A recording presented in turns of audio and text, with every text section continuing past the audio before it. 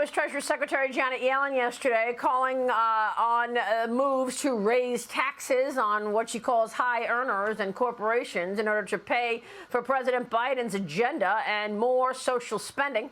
Joining me right now is Indiana Attorney General Todd Rokita.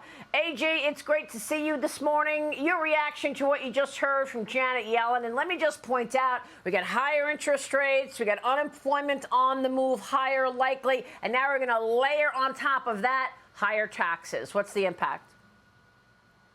Well, I don't get on national TV to name call, but the adjective that comes to mind is dolt.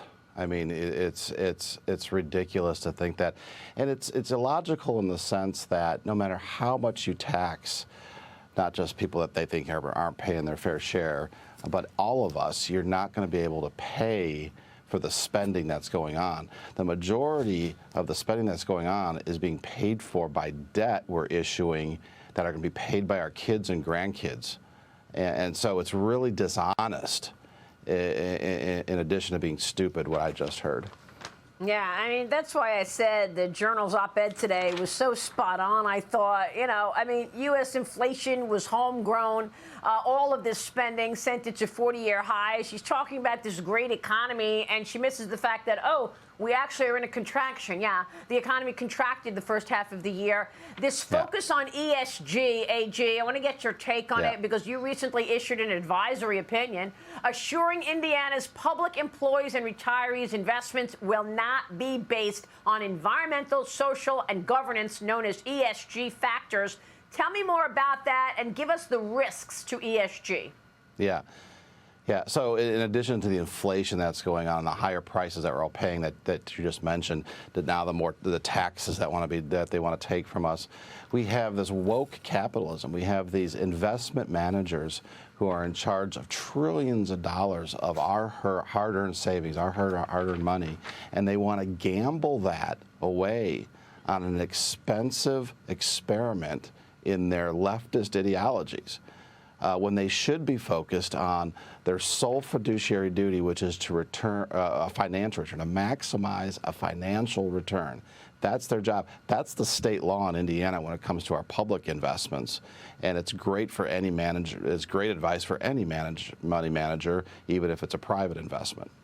Well, I mean, look, AG, this is coming from a whole of government approach. You've got everybody from the Securities and Exchange Commission on down in this administration who's, telling investment managers that they have to explain their ESG risks and their risks to climate change. It's costing more money for these managers, and it is certainly attempting to kill fossil fuels. Your thoughts on this pushback against this administration who is making it harder to invest in fossil fuel companies?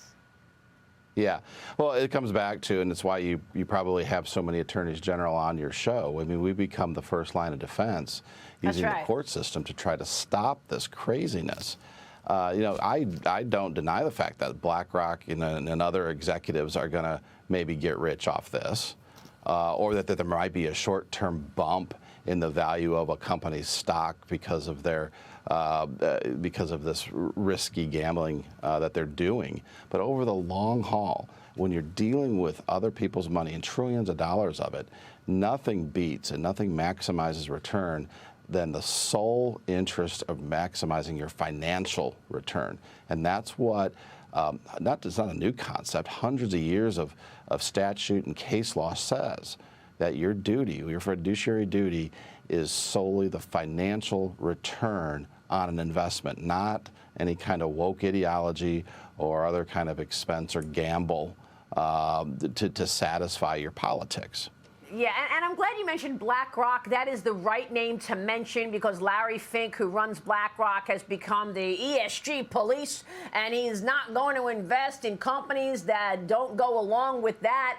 What about the hypocrisy of the fact that he's all in on China and the Chinese Communist Party, investing in these Chinese companies that do not even adhere to U.S. standards in terms of our auditing rules, and yet fossil fuel companies, no good. Chinese Communist companies, good. These are the companies that ultimately will turn around and try to attack America potentially because the CCP wants China to be the #1 superpower, overtaking the United States. Yeah. So, Maria, there's two ways to look at this. One is, hey, these liberals, these ultra-liberals are so rich that they can afford these ideas. We can't, but they can. So they think they know what's best, so they put the rest. So they put all that on us. And the other way to look at it, also true, is that they're so loaded that they think they can take down this country, and they know better doing that. And so they saddle up and appease dictators like the CCP and other places. And they try to literally take this country down. It's bad news. The good news is that we, the people, are more in number, and our money together is more than theirs. And as long as we can control how it's being invested and how we vote, we can win. Yeah, and this is the reason you and so many other AGs have been suing this administration for a whole host of reasons. AG, you said it. You're the first line of defense, and we appreciate your leadership. Thanks very much for being here this morning. Thank you.